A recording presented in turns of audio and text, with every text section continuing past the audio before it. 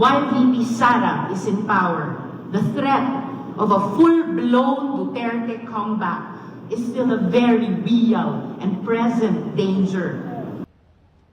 Bakit ba ayaw ako ng makabayan? So, explain ko lang sa inyo. Kasi sa trabaho ko doon sa Davao City bilang mayor noon, yung programa namin na Peace 911, yung programa na nagtapos sa insurhensiya doon sa Paquibato District ng Davao City, tinarget talaga namin yung mga party list groups na alam namin at may ebidensya siya na meron silang linked sa CPP, NPA, NDF.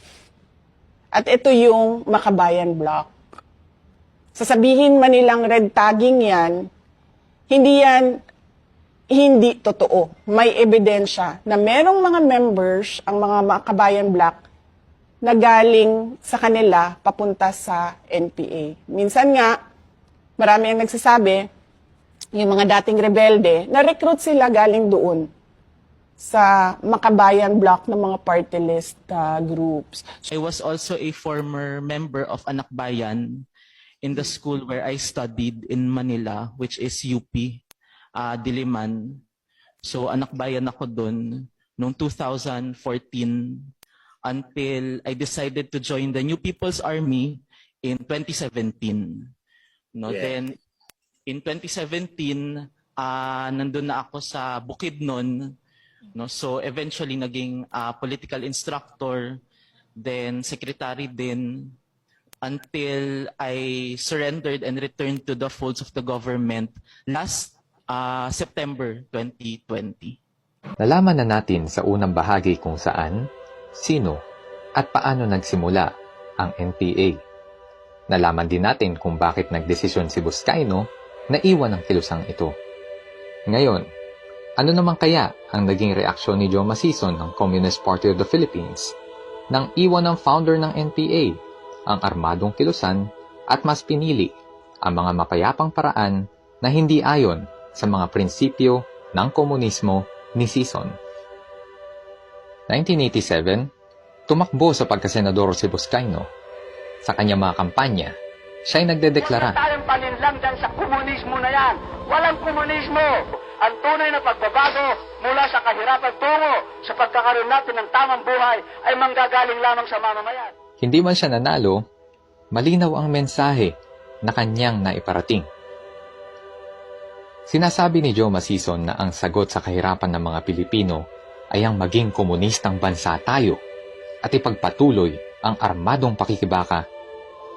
Salungat sa pagdedeklara ni Dante na walang komunismo at may mas mapayapang paraan upang labanan ang kahirapan para umunlad ang buhay. Paraan na isinakatotohanan niya para sa mga mamamayan. Ang itinayo ko rito noong 1988, pagkatapos ng eleksyon, ay yung People's Livelihood Foundation. Binalak kong magsimula ng mga project para magkatrabaho itong mga taga-baryo at mapalaki yung ani ng mga magsasaka. June 9, 1987, matapos ang isang interview para sa isang broadcast station sa Quezon City, tinambangan ng mga armadong lalaki ang sasakyan ni Buscaino at binato pa ng granada habang palabas sa compound ng nasabing estasyon. 2 sa 4 niyang kasama ang patay.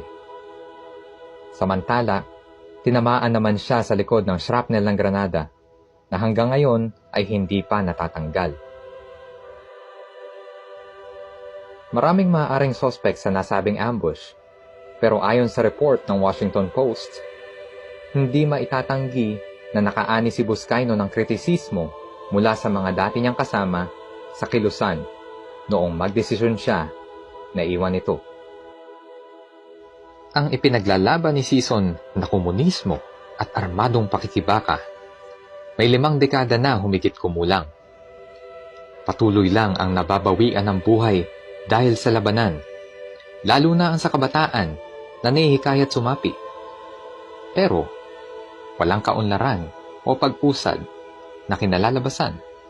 Samantala, napatunayan ni Buscaino ang katotohanan ng kanyang deklarasyon Noong magtayo siya ng mga kooperatiba, magbigay ng pangkabuhayan sa mga mamamayan para makapagsimula at mapaunlad ang buhay ng mga magsasaka sa Tarlac simula pa noong 1988. Ito na ang dahilan kung bakit nagkalayuan ng loob si Sison at si Buscaino.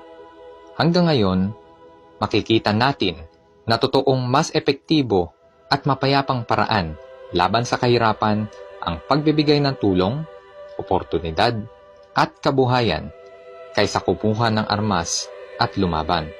Sa pamamagitan ng ginagawang mga assistance tulad ng Community Support Program at ECLIP, ng pinagsamang Hukbong Katihan ng Pilipinas, DILG, pati ang Whole of Nation Approach at Counterinsurgency Program ng NTF-ELCAC at ng ating gobyerno, marami na mula sa kilusan ang nagsuko ng armas at bumalik sa panig ng pamahalaan.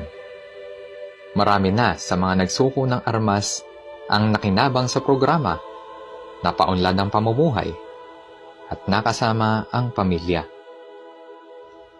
Maraming komunidad na rin ang nagdedeklara ng pagbitaw ng suporta sa CPP-NPA at nakamit ang kaunlaran at kapayapaan sa kanilang komunidad. Hindi armadong pakikibaka ang solusyon sa kahirapan. Walang mangyayari kung tayo-tayo ay magpapatayan. Ang solusyon ay nagmumula sa atin kung tayo ay magkakaisa at magtutulungan para maabot ang kaunlaran at kapayapaan para sa lahat.